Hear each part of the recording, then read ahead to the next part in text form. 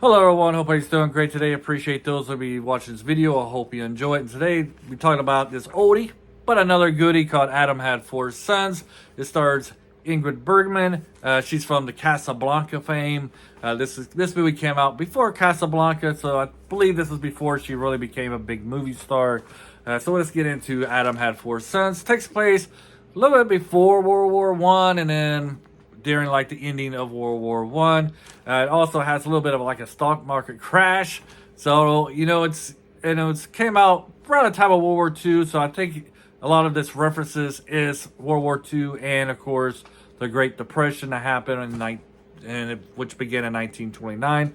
Sorry, they're trying to get my words straight.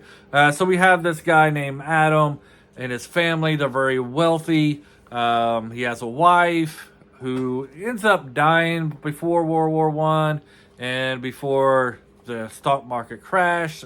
During the stock market crash, they lose all their money. Well, not all their money, but a lot of their wealth.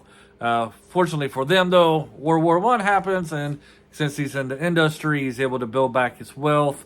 Ingrid Bergman, she plays the governess, or like the caretaker of the house of the sons. She was there when the first wife died. And when they lost their money, their wealth, they had her send her back to Europe.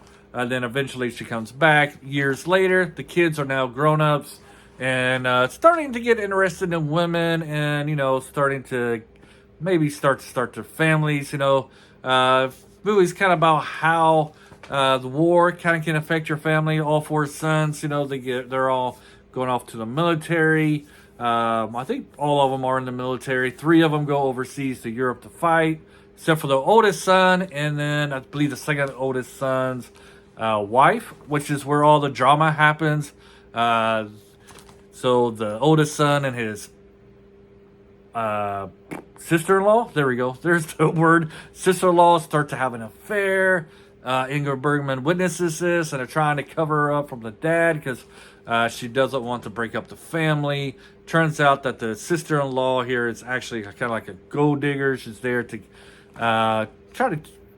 she's just there for the money and stuff like that, and to be able to be like the head of the house. So she's kind of using the affair with the son to control and kind of blackmail so that she can get her way during the household. So that's kind of like the conflict of the movie is that. You have cousin Felipe. Nope. It's an older lady. She's like an auntie, really. I don't think Felipe is her name. I can't remember. I wrote it down, but I don't think I spelled it right. Anyway, she's older. She's kind of like the truth teller, She's like the old relatives that can she look at you and she see right through you. She knows what type of person you are without you even saying anything. And she kind of identifies this new sister-in-law as a gold digger type 2, but before she can really get the truth out to anybody, she kind of croaks and dies, unfortunately. She's an interesting character. She has a small part, but she kind of sticks out in the parts that she's in. You can kind of tell early how Ingrid Bergman is going to be a big movie star in this movie. She's terrific acting in this one. And then I found the romance a little weird because I thought that it would probably be like the oldest son.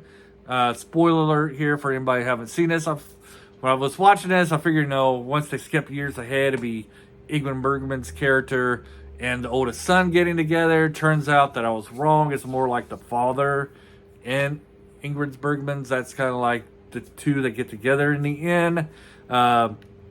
It's a pretty big age gap. I'm not really sure. It doesn't really say what her age is. I'm imagining when they first meet her, she's like in her early 20s, and he's probably in his 30s or so. But when they fast forward, he's looking really old, and she's still like the same age type of thing. But I felt like the age gap was kind of weird. I find, like, when you watch the older movies, like, there's a lot of older men with younger women, and it's kind of like a natural thing back then. Nowadays, when you watch a movie, they try to keep the age gaps kind of smaller, closer together. I feel like this age gap was like a lot older men.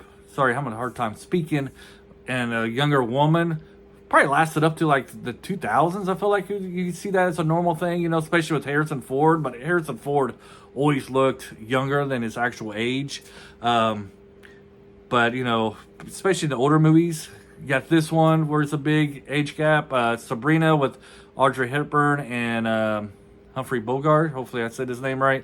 There's a huge age gap there, and there's other examples. This movie's all right. I'll give it like a recommend with caution. It's not fantastic. Some of the cuts are kind of awkward. When it changes from scene to scene, it's kind of strange a little bit. Not very well done. Not very well finished. The story is only an hour and 20 minutes. I think the time length is perfect for this. But it's not something I would go out of my way to watch.